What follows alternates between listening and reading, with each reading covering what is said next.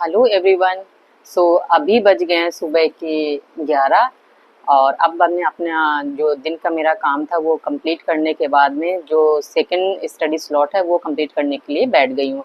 और यहाँ पे भी मैं अभी देखिए हिंदी ही इसको पढ़ूंगी, क्योंकि अभी हिंदी में मेरा थोड़ा सा जो पर्यायवाची है वो रह गया है। लेकिन हिंदी को बहुत ज़्यादा टाइम नहीं दूंगी, हाफ एन आवर हिंदी पढ़ूंगी, देन इसके बाद में धीरे धीरे मैं रोज़ हाफ एन आवर कर करके मैं इसको कंप्लीट कर लूँगी। क्योंकि अभी क्या है, आज जो डेट है वो है 16 मई। और 16 मई से 31 मई तक ये मैं अपनी हिंदी कंप्लीट करना चाहती हूँ। क्योंकि इस हिंदी में वैसे तो मैंने सारी ही चीज़ें कंप्लीट कर रखी हैं, लेकिन फिर भी इसको रिवीजन किए हुए मुझे टाइम हो गया है, क्योंकि अभी एग्ज़ाम कैंसिल हो गया था, लीक हो गया था, तो अब दोबारा एग्ज़ाम होगा। डेट का कुछ मालूम नहीं था कब होगा। सो अभी बीच में जो स्टडी थी मेरी वो भी स्किप हो गई थी, लेकिन साथ साथ में एनसीईआरटी कंप्लीट कर रही थी, तब तक के लिए हिंदी मैंने स्किप कर रखी थी।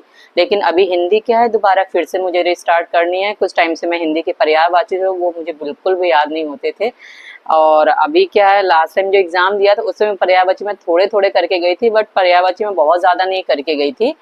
तो जैसा पेपर आया था, पेपर तो बहुत अच्छा था हिंदी का, क्योंकि उसका जो स्कोरिंग था वो बहुत अच्छा था। लेकिन जीएस का पेपर था वो थोड़ा सा टफ था। लेकिन हिंदी का पेपर तो मुझे काफ़ी इजी लगा। और जब मैंने घर में आके अपने मार्क्स भी चेक किए थे तो मेरे 52 मार्क्स बन रहे थे हिंदी में।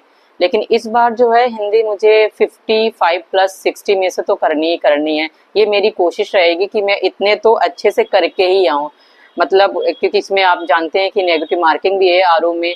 और फिर इसके बाद तो मैं इसी को रिवीजन अभी करूँगी, और मेरा टारगेट रहेगा कि मैं इसको कंप्लीट कर दूँ। ये जो घटना चक्र की मेरे पास में ये बुक है, इसी से मैं अभी हिंदी कंप्लीट कर रही हूँ। और ये अगर 15 दिनों में मेरी कंप्लीट हो जाती है तो मैं इसके बाद दूसरी बुक देखूंगी, अगर वो मुझसे फॉलो हो सकती है। अगर टाइम होता है एग्ज़ाम के बीच में ज़्यादा गैप होगा तो मैं दूसरी बुक फॉलो करूंगी, वरना इसमें जितने भी प्रीवियस ईयर के पेपर हैं वो मैं फॉलो कर लूंगी और प्लस प्रैक्टिस इसका लगा लूंगी।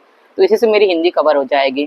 और जो अदर जो सब्जेक्ट्स के हैं वो भी मैं साथ साथ प्रिपरेशन कर रही हूँ, क्योंकि इस बार मैं कोई गलती नहीं करना चाहती। भले ही टाइम मेरे पास जितना भी हो, एग्ज़ाम की डेट अभी अनाउंस नहीं हुई है, लेकिन फिर भी ये तो मान के चलिए कि अब इलेक्शंस तो हमारे हो चुके हैं, अब उसका रिजल्ट आएगा।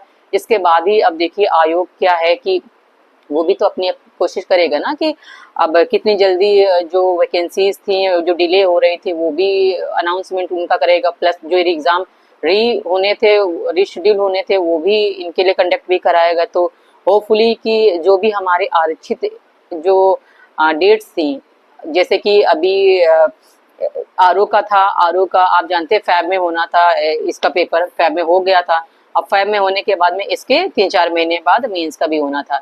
लेकिन अब जो मेंस वाली जो डेट है वो तो अभी आरक्षित है। अभी मतलब वहाँ पे तो कराई जा सकती है ये वाला मेंस का पेपर, लेकिन कयास ये भी लगाए जा रहे हैं कि शायद जो है एग्ज़ाम उससे पहले भी हो सकता है। तो फिलहाल एग्ज़ाम पहले हो बाद में हो हमें उससे क्या ही लेना देना, लेकिन जब भी एग्ज़ाम होगा उसके लिए तो हमें प्रिपेयर पहले से ही रखना है।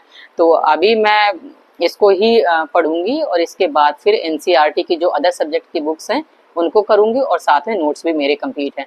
ज्योग्राफी अभी मेरा टारगेट ये है कि मैं जो मेन मेन जो सब्जेक्ट है, मेरा हो गया एक तो पॉलिटी हो गया, एक ज्योग्राफी हो गया, हिस्ट्री, ये मेरे जो तीन हैं इनको मैं अभी ज़्यादा फोकस करूँगी। क्योंकि साइंस हो गई और इसके अलावा जो करंट अफेयर्स हो गया, वो करंट अफेयर्स को भी मैं वीकली मैं अभी पढ़ लेती हूँ, लेकिन अभी वो शेड्यूल नहीं बन पाया है मेरा कि मैं, क्योंकि मेरा लास्ट ईयर का जो करंट अफेयर्स था वो तो मैंने कर लिया था।